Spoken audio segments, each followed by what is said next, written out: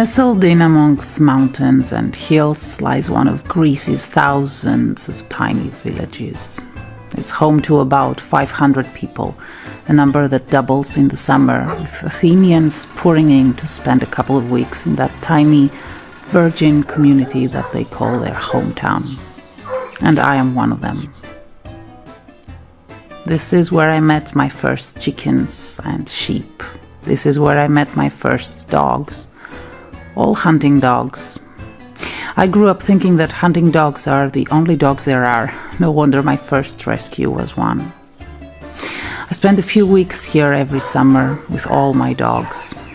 And walking my dogs around twice a day makes me a spectacle.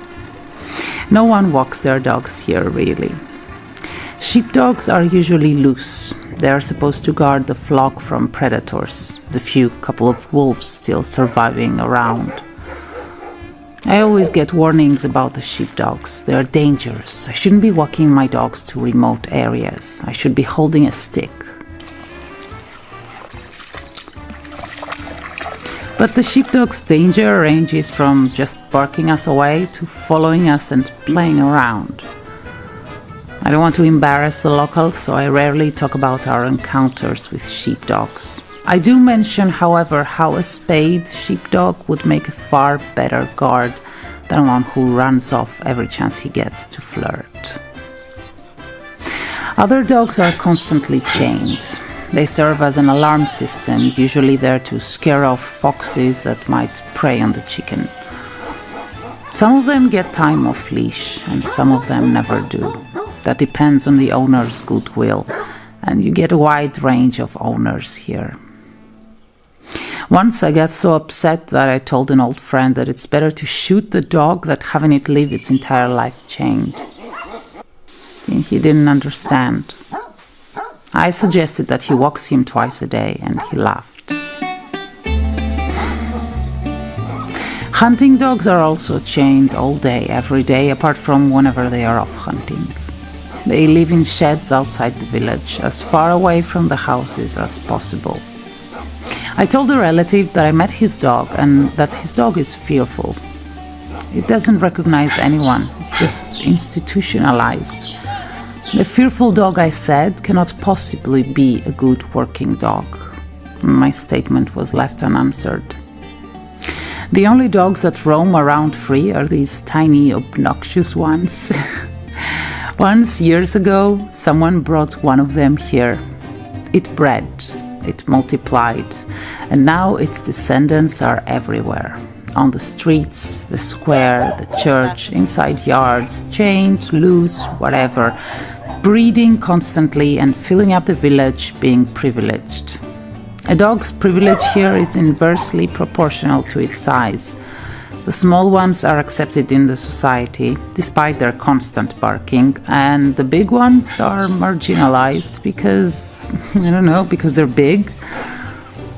I get so frustrated at this discrimination that one day I told a neighbor that when I was a kid, I remember that here they had the real dogs. Now the village is full of those little ones. They just became like the city people they look down on. That was meant to be an insult. I tried to argue using their own arguments. It felt good, and he felt confused. The strays are every year more than I ever remembered. They are poisoned, and then new ones appear, and then they are poisoned. Sheepdogs and hunting dogs, usually, that don't have a job anymore, and all sorts of mixed breeds. If you ask the locals, they can't make the connection between their actions and the production of strays. The practice of drowning newborn puppies of their own dogs is very much alive here. The practice of driving off somewhere and abandoning a dog because they don't need it anymore also. All dogs are taken in as puppies, and none of them grows old. And sometimes poisoned baits for strays also kill some owned dogs. They are just replaced. And life goes on.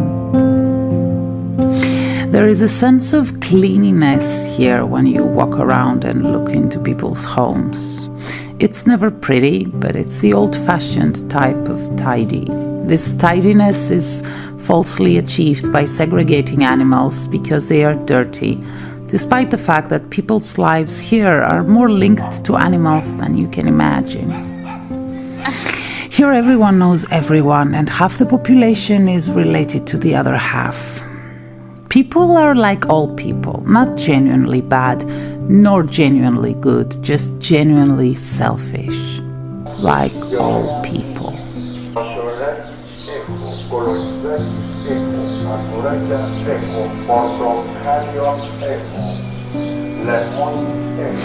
Every day a little girl passes by that loves dogs. We talk. She pets my dogs. She tells me the dog gossip, like who breeds his dog and sells the puppies, who she thinks drowns puppies in the river, who she believes throws poison baits. She uses words like compassion and spaying. She understands dog behavior.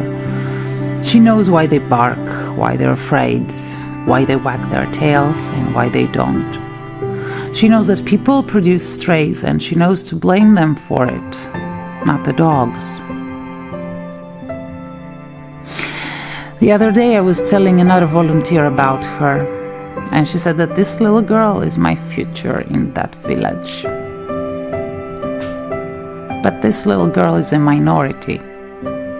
My future is a minority. Every evening we sit and chat, and we exchange our minority reports and our theories, and then she leaves. And a few days later, so do I.